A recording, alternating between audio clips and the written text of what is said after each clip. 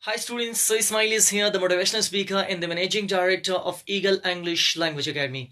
And today I want to post a video is just on nouns and its types. Nouns and types of nouns. But before watching this clip, if you like this video, so don't forget to like, share and subscribe my channel, right? And let's get started. So what's noun? So noun is a word which is used to name to name a place, person, things, ideas or feeling. Now let's understand this with great detail and with few examples. For examples of a name, so Akram, Salim, Ahmed, and so on. Things like this mobile, this sofa, pen, etc. And animals, cat, dog, sheep, etc.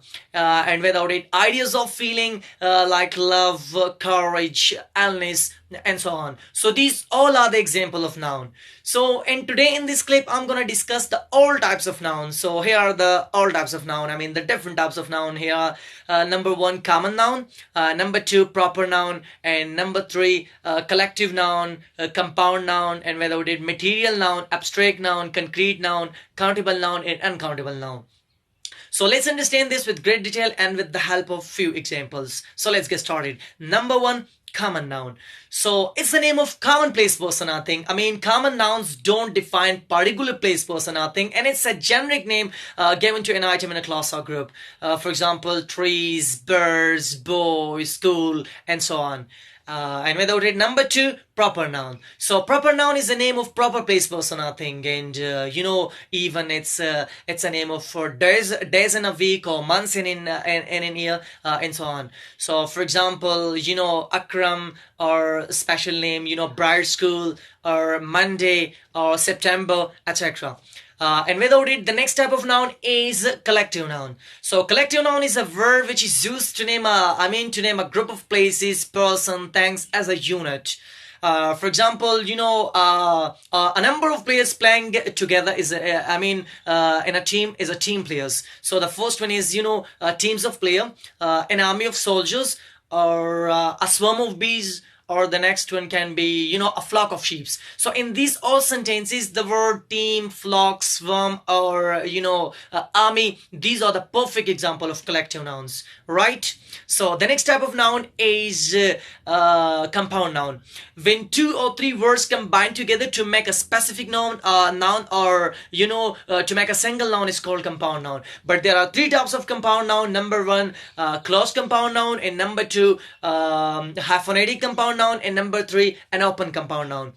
Close compound noun when when two words combine together, having whether having space or hyphen. For example, bedroom, or for example, the next example, the perfect example is motorcycle. So these both are the example of close compound noun. And the second one is hyphenated compound noun. So when two words combine together, having a hyphen.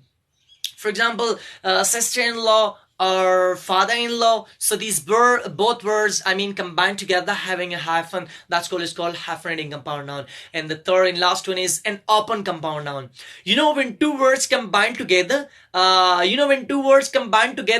a space is called an open compound noun. For example, swimming pool, or the next imperfect example is full moon. So these both words having place between these two words, so that's called that's why it's called an open compound noun, right? The next type of noun is material noun. Material noun is a noun which is extracted from the earth, and it's also used to make other things.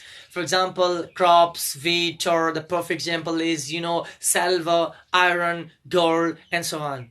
Right. So the next type of noun is abstract noun. So an abstract noun, refers to an idea, feeling, qualities, or characteristic. They don't have physical reality. We can't touch or see it. For example, illness, love, hate, and they don't have physical reality. Right. So this is an abstract noun. And the next type of noun is concrete noun.